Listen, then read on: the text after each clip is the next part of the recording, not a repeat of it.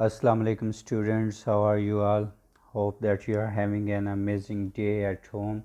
I'm Mohammad Naeem Amin Bhatti and today we are going to discuss our topic postmodernism and the novelists who were writing in the postmodern era.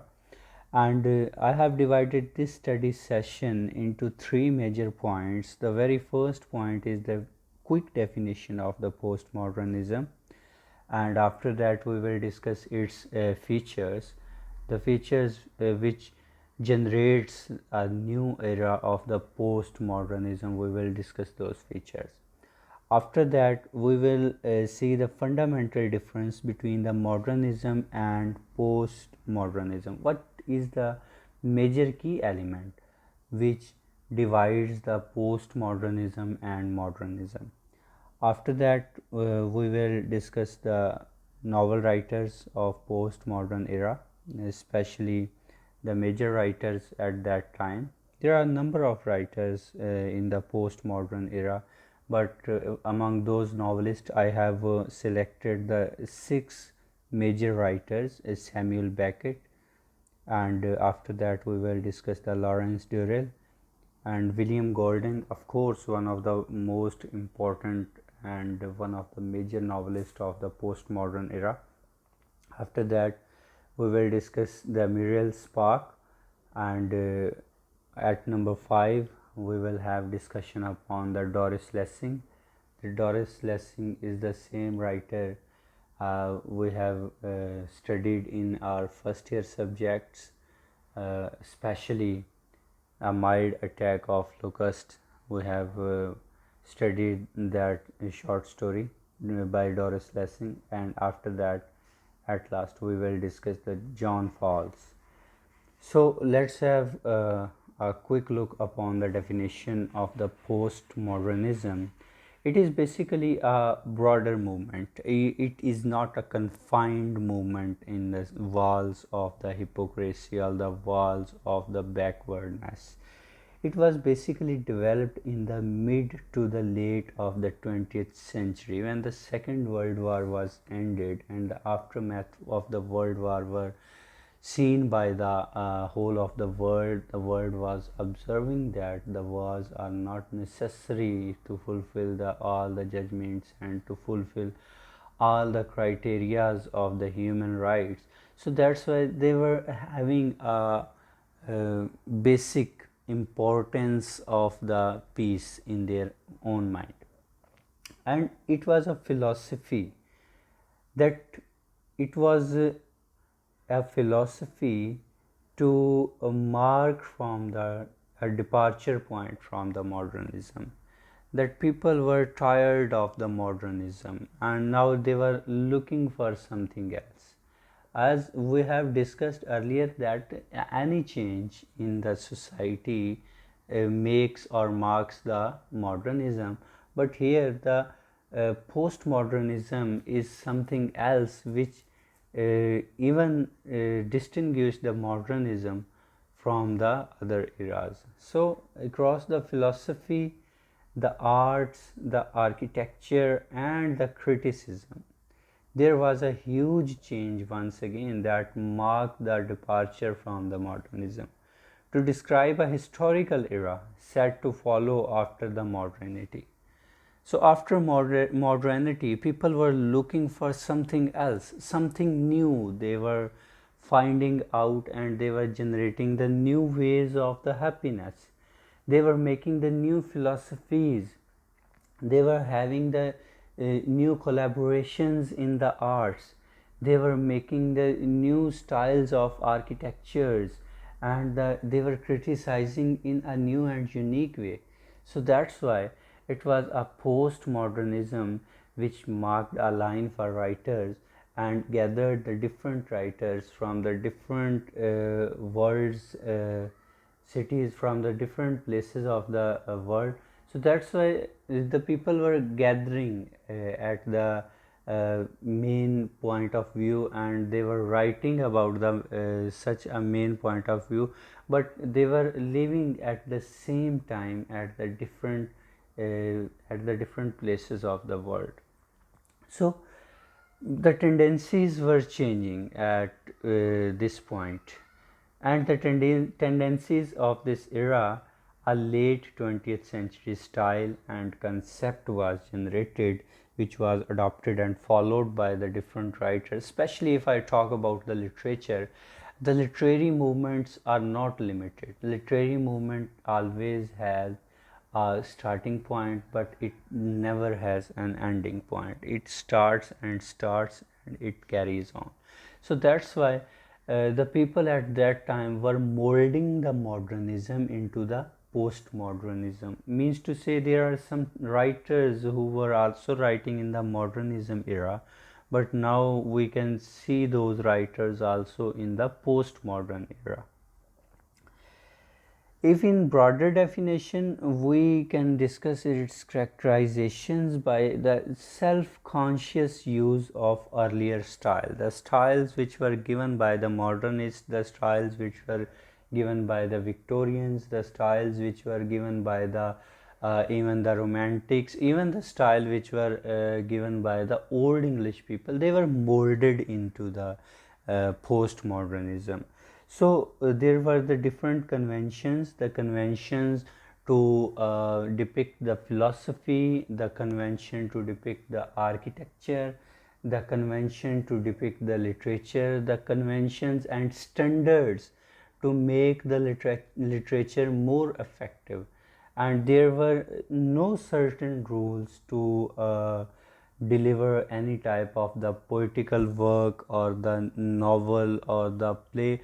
The changes were developing in the literature. So any writer who was writing in the postmodern era was free to write anything, because the people were even taking those subjects which were considered not appropriate at the time of the Victorians or the Romantics, but here in the postmodern era, the subjects were become appropriate.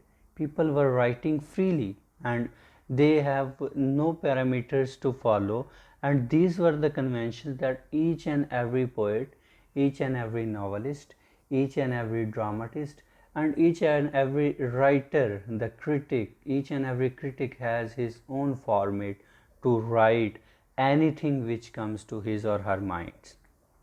So that was a mixing up of different artistic styles and media. There, as I have mentioned earlier, that there was no given style, or there was no format through which a writer can write his writings.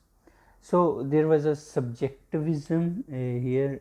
The most of the writers were writing in a very long narratives. They were writing in the subjective way.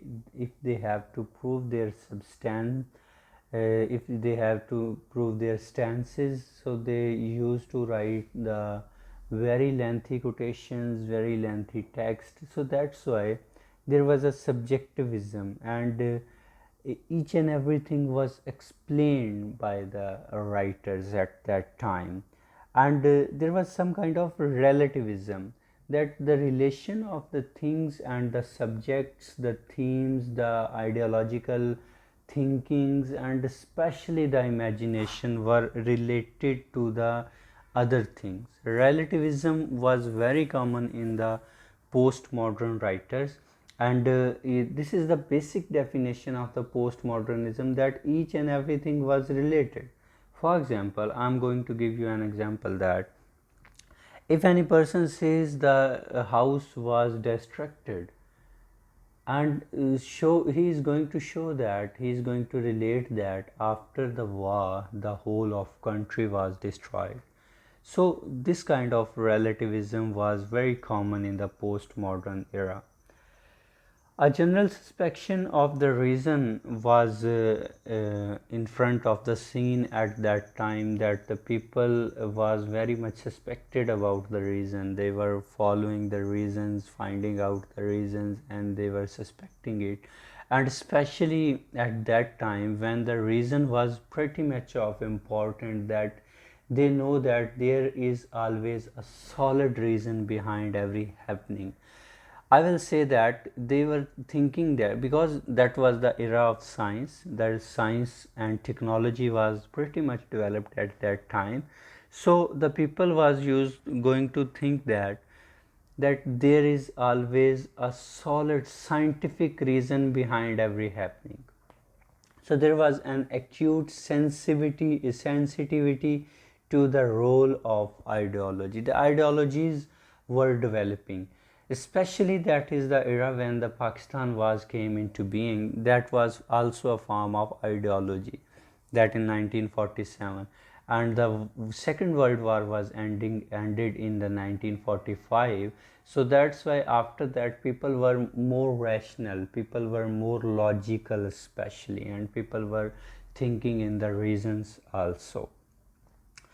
And so far they were able and succeeded to maintain the political and economic power, because the political powers were changing at that time. Ireland was separated from the United Kingdom, Pakistan was separated from the subcontinent, and especially India, and also the Bangladesh was separated at that time by hook or crook through any means. But there was the ideological drift was founded at there, and especially the political powers were uh, changing at that time. The narratives of the politicians, especially if I talk about the 1971 in the subcontinent, that how the Pakistan and Bangladesh were separated, though whoever the enemies were, especially the India was making such kind of decisions to separate Pakistan and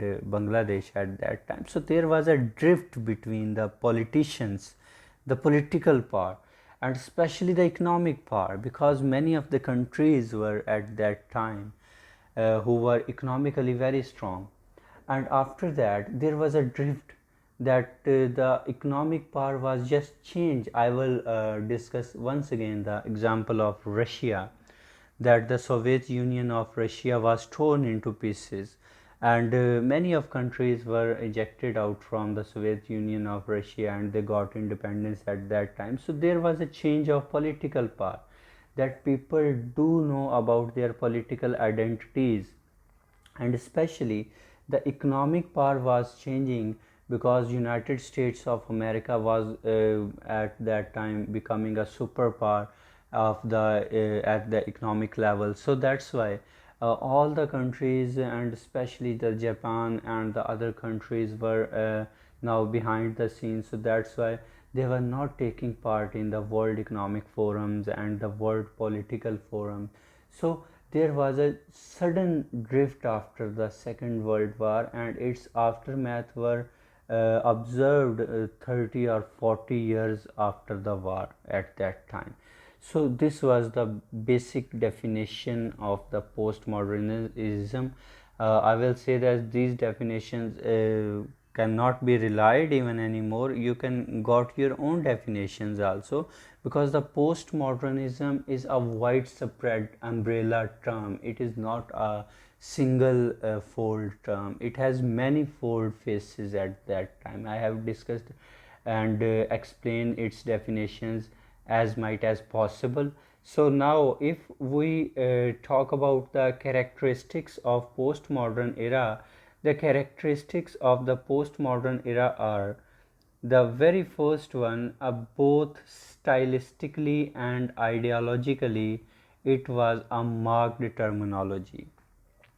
That stylistically the verbal accent and the words and the dissections of the words, meaning of the words were changing, phrases were changing at that time, new words were going to added upon these things, and especially the ideology were of the pretty much importance at that time, as I have mentioned earlier, that each and every person know about the ideology, that what is ideology. So you can say that every person has his or her own point of view, and that was called the ideology. Now, by a reliance on such literary conventions, the people were very much concerned with the such ideologies and changing philosophies of the life.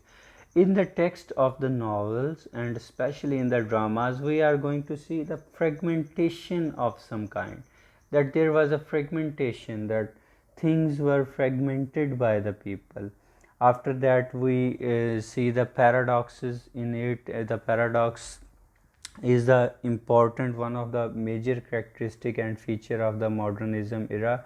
And if we talk about the narratives and the narrators of the novels and the dramas, then they are unreliable, means to say the reader doesn't able to think that this narrative will go through or it will die at the time, or this character is going to be alive or be die. There are the sudden changes and the abrupt changes in the text and in the text of dramas and in the narratives of the novel, and they are unreliable. We cannot trust on those narratives.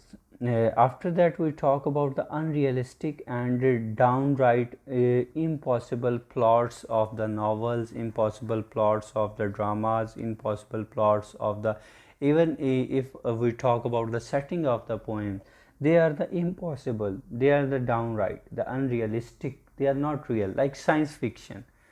Some people, as we have studied the dark Deva and golden eyed in our first year course, so there the settings are unrealistic, that those people are on the Mars, physically or practically no people can survive on the Mars, but they were still surviving there. And that's why, because they were making the unrealistic things, the science fiction things, so it was impossible for readers to capture the plots and to understand the scenery depicted on those novels and the dramas especially. And there were absurdism, the absurdity given by the Samuel Beckett. I will specially name the Samuel Beckett, who is the founding father of the theater of absurd. They were making the plot so complex that the reader was not able to understand and depict those plots in their mind. And especially when they were presented on screen, it was pretty much they were pretty much able to understand those things, because the depiction on the screen was very clear at that time. After that, they were relying on the parody. Parody means the mimicry. They were making it in a very huge quantity at that time, and dark humor was present at the time of the postmodernism text. And after that, the authorial self references, the author, the writer at that time unnecessarily adds the different narratives from him, the different references from him, the different sort of the things which were not able to be captured by the readers and which were unnecessary in the text. These were added by the writers at that time. So, having a look upon the features of the postmodernism, we are able to discuss the different writings written by the novelist of the postmodernism. Now we will discuss the fundamental difference between the modernism versus postmodernism. The fundamental difference between the modernism and postmodernism is that the modernist thinking is about the search of an abstract truth of life. That the modernists always talk about the abstractness, the vagueness, the absurdity. But here in the postmodernism, there are something true that, but having the screen of the absurdity and vagueness also. While postmodernism thinkers believe that there is no universal truth, abstract or otherwise. They were not finding out any universal truth, I tell you. They were only talking about the things these were common in the society at that time. They were making their plots by the simple things from the society, but making the plots complex by using the different scientific measures at that time. Even the settings were not defined at that time. The settings were actually so complex and absurd and abstract or otherwise any other things.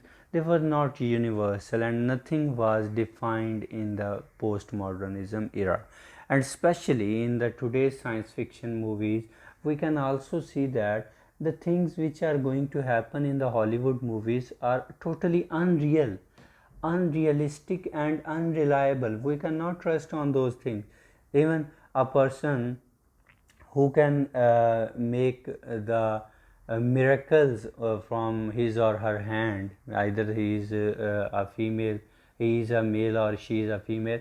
So that's why there were the certain kind of characters which were made, which was unbelievable to be admitted by our mind, especially Spider-Man, Superman, Batman. These are the Thor. There are some characters which has been developed by the modernist writers and the postmodernist writers, especially the postmodernism writers. So they are the unbelievable to rely. They are the unbelievable. The mind never accept those characters which were made by the postmodern writers and the novelists especially. Now we discuss the very first writer of the postmodernism era, the Samuel Beckett from 1906 to 1989. His full name was Samuel Beardsley Beckett from 13 April 1906. He was born on 13 April 1906 and was died on 22 December 1989. So he was an Irish novelist and was the fundamental part of the Irish freedom movement at that time. He was a playwright, a short story writer, a theatre director, and a poet also. He also wrote the novels, but because his novel was pretty much absurd at that time, so the especially the readers couldn't gain any attention toward him. The reader was not sure that how to define his characters. Even in his drama, he gives the characters in a very irrational way, and his plots are very absurd, and his thoughts are very vague. His abstraction, especially presented in the novels, are unforgettable and ununderstandable by the readers. He was also a literary translator. He translated the different literary texts from French to the native English, and especially from the Irish language to the native English. He was the resident of the Paris. He wrote in both French and English also. Samuel Beckett did extremely very hard work in the form of literature. His famous Trilogy was published in the London in 1959. The Trilogy, the word tri has been taken from the Greek or the Latin words tri means three. The three books were published at the same time, and the titles of these three books were Mole and Malone Dies, and after that the Unnameable. These three books were very much concerned with the native society at that time. And his another notable work was a volume of interconnected short stories, because he was also a short story writer. So that's why he switched himself towards the novels through the short stories. He put together it under the title More Pigs Than Kicks. In 1934, these short stories were published. After that, if we talk about his more major works, his novel Murphy was very famous at that time, which was published in 1938. And his novel What was important to study. It was published in 1953. And especially the most absurd play through which he laid the foundation stone of the theater of absurdity or the absurdism.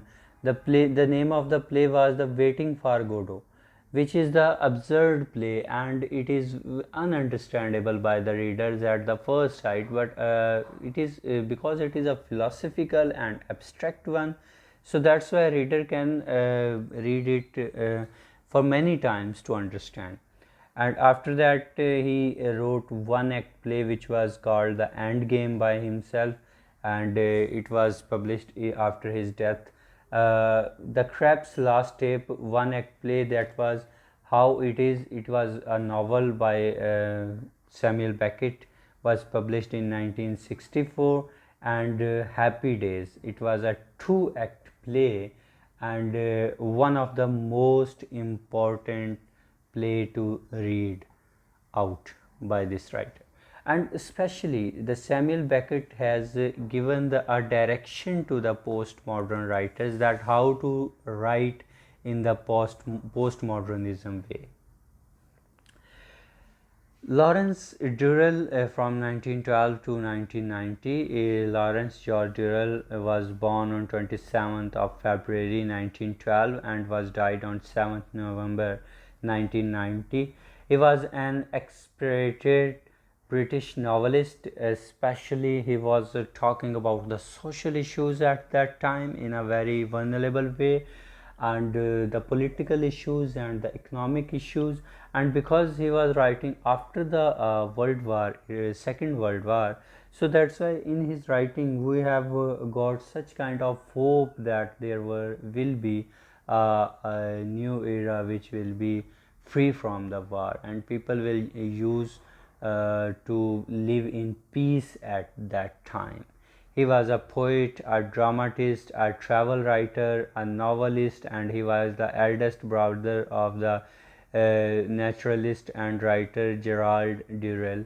And both of the brothers wrote the many pieces of their writings with collaboration also, and separate also. But the most abstract thing in the Lawrence writing is that he presents the scene so absurdly, so abruptly, and so in a absurd style or the vague style that the reader cannot capture his philosophy which he is going to depict in his writing.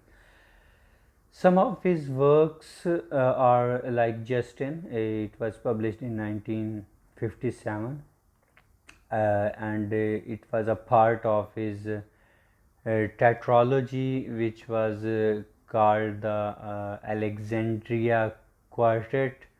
Alexandria Quartet means Alexandria in Urdu means the Skandriya, and quartet means Arba, four.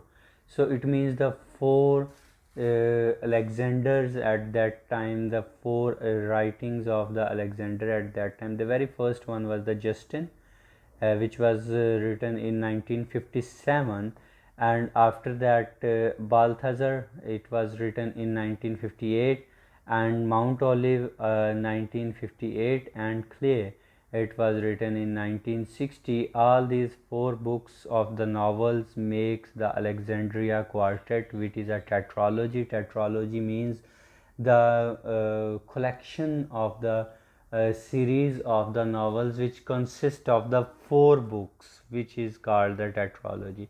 And if it was consisting of the three books, then it is called the trilogy, and if it consists of the five books, then we can say it the pentalogy, penta, from penta. Durell was born in India, that's why he has some type of the Indian thinkings in his novels. Of families who had been the subcontinent for the several generations, so his works has been described to do that he has written pretty much about the native Indian societies also, and the history of India at that time. Now we talk about the William Golding, who was born on 19 September 1911 and was died on 19 June 1993.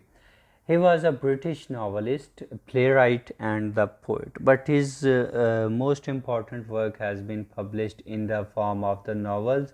His best known debut novel was The Lord of Flies, one of the most important and the most interesting novel in the history of British English literature.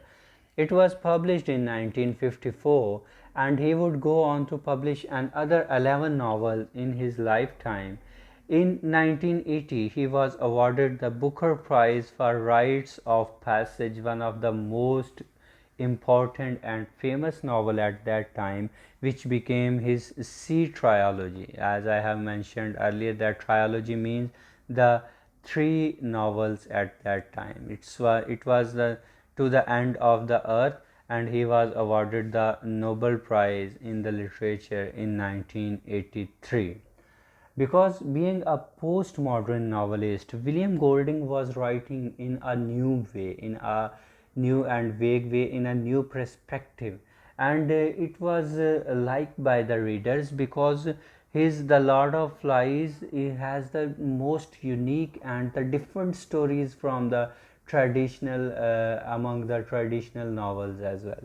If we see its stories, The Lord of Flies, there will be a abstractness and the uselessness of the ideas which are very useful for the reader to study, and there is some kind of philosophy which was entertained by the reader at that time. And his major works, his notable works are The Lord of Flies, which was published in 1954. After completing the 10 years of the Second World War, he published The Inheritors, through which he has described the different perspective, the economical perspectives, the political, the socio-political perspectives of the society. In 1956, he published The Pincher Martin, which is one of the most remarkable work from his writings. And after that, in 1959, he wrote Free Fall, and 1964 he wrote the Spire, and in 1967 he wrote The Pyramid. And The Scorpion God, one of his most important and one of his most interesting piece of writing, was published in 1971. To somehow a Nobel Prize winner writer, and he has the diversity in his writings and he has the uniqueness in his writings. His more works are The Paperman, was published in 1984, 1 year after the winning of his Nobel Prize, was pretty much concerned with the social issues and the political issues at that time. He described that the clerical work is most important than the practical work at that time. And To the End of the Earth, that was a trilogy which consists of the three novels. The Rites of the Passage was published in 1980. The Close Quarters was published in 1987, and The Fire Down Below was published in 1989, very quick from before his death. And The Double Tongue, the posthumous publication in 1995 after his death. The Double Tongue was about the hypocrisy of the society, that the people used to talk the double tongue, that they sometime have the one narrative and at the same point of view, they at the other point they have the another narrative, that the people are the hypocrite at that time. Now we talk about the Muriel Spark from 1918 to 2006. She was born on 1st of February 1918 and died on 13 April 2006. And she was the Scottish novelist belonging from the Scotland, and short story writer, poet, essayist, and her novel chosen for the Times magazine for the several times because her writings were so quick, the comprehensive writings and the most stylish ones and the most exaggerated one also. Her works consist of The Prime of Miss Jean Brodie, is a novel through which she has described the social issues. The best known for her works, The Mendlebim Gates, is a novel published in 1965, the year through which the Indo-Pak War was started. And The Driver's Seat in a Novella, basically that is a novella which was published in 1970. The Memento Mori is a novel published in 1959, and the title translates to Remember You Must Die. Its title gives that each and everything has to taste the death in each and every way. After that, we talk about the Doris Lessing. She was one of the major writer of the postmodernism era, and she was born on 22 October 1919 and was died on 17 November 2013, 7 years back from recent time. She was a British Zimbabwean or Rhodesian novelist. Rhodesia was the area on which the British colonization was going to privilege at that time, and it was under the Zimbabwe government. And she was born to British parents in Iran, where she lived until 1925. Her family then moved towards the southern Rhodesia, now it is called the Zimbabwe, and moved in the 1949 towards the London, England, and she won the Nobel Prize in Literature in 2007, and her major works are here on your screen.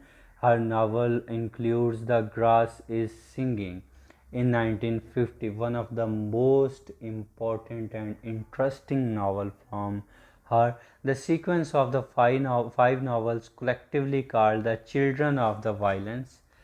It was her pentology, which was published in between from 1952 to 1969, because it was a series of novels.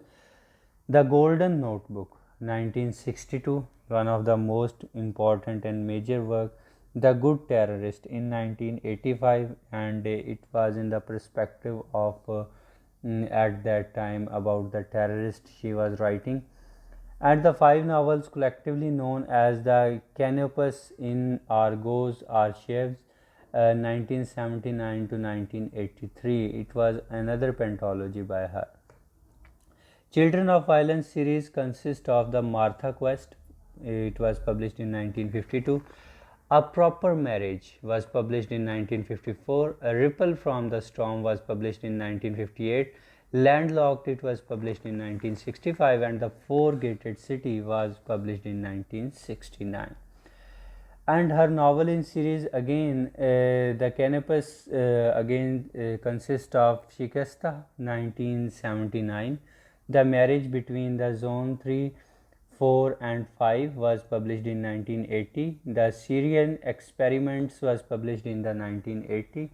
The Making of Representative for the Planet 8, that was the science fiction novel by her, was published in 1982, and The Sentimental Agents in the Violent Empire was published in 1983. The most diverse work, and her work was having the more exaggeration in the scientific perspective, also in the social perspective, in the especially the political and the socio-economic perspective. She has depicted the society in a very elaborated way, and there is more abstracted things in her writings than any writer of the postmodern era.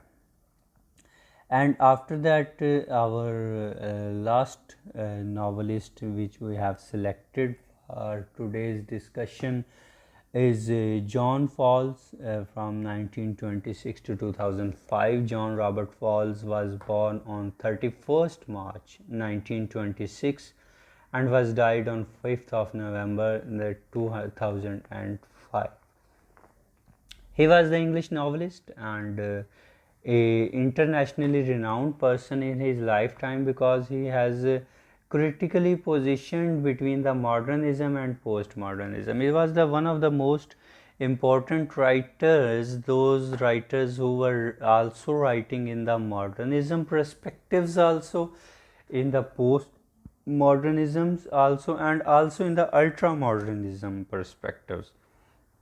His work was influenced by the Jean-Paul Sartre and Albert Camus, among the others. But being a novelist, he was also renowned because his writings were internationally accepted by the readers from all over the world. and readers do like his writings not only because he was diverse, but he was also writing on the truth basis. Even the free dialogues were used in his writings, and he never has any kind of depression while giving those ideas and those dialogues through which the international political and economic scene was depicted at that time.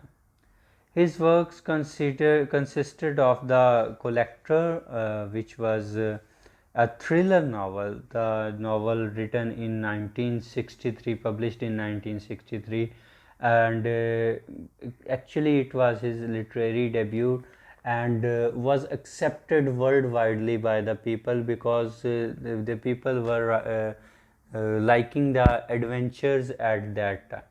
After that, he wrote down the Magus 1965, the postmodern novel, and it was depicted through the different kind of uncertainties in the human life. The French Lieutenant's Women is a 1969 postmodern historical fiction novel by him, which depicts the military life of that time, because the people were very busy at that time, and because these were the post-war years, and there were the small wars between the different nations, so he has depicted that novel, and it is a kind of feministic novel. He has depicted the feminism in this novel also. The works are abstract with the revolutionized ideas. The socio-political and economic situations has been described by him in a very impressive manner, so that's why he was internationally renowned and acknowledged writers by the readers at that time. If you want to study it further, here are the references through which I have ejected out these texts.